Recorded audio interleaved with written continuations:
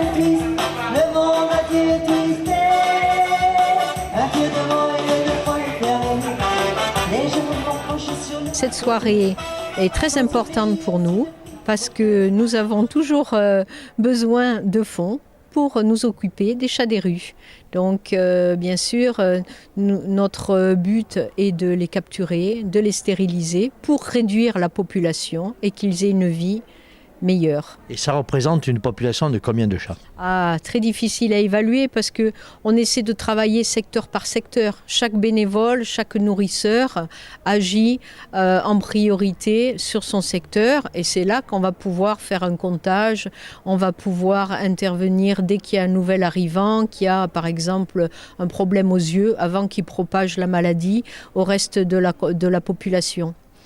Votre association, elle existe depuis combien de temps? Elle existe depuis 6 ans. Voilà, et petit à petit, je pense qu'on fait un travail important là sur Île-Rousse et ses environs. L'année dernière, nous avons stérilisé à peu près 200 chats.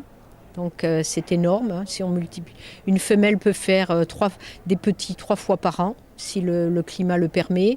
De plus, nous souffrons aussi d'un mal insulaire, entre guillemets, puisque l'été, les chats sont choyés, ils sont pris en photo, ils sont nourris, voilà, très bien nourris d'ailleurs.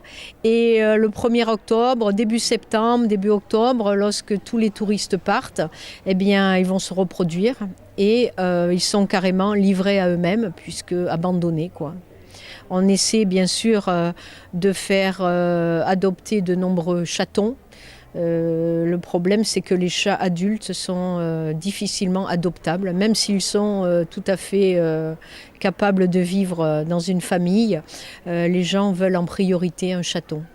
Quand vous récupérez un chat, donc, il y a une intervention d'un vétérinaire. Voilà, dès qu'on récupère des chats qui ne sont pas stérilisés, donc on les apprend, on les emmène chez le vétérinaire. Et un chat ou une chatte. Voilà, ou alors qui s'est fait blesser ou qui est blessé, pareil, on les emmène à cette action. Alors, comment on reconnaît un chat s'il est stérilisé ou pas? C'est très facile, un chat qui est stérilisé, il a une petite entaille à l'oreille.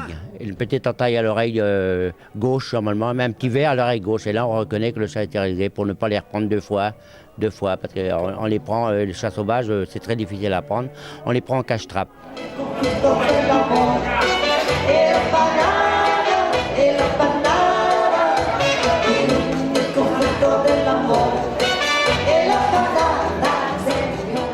Je viens de Normandie, dans le Nord Cotentin, de Valognes exactement.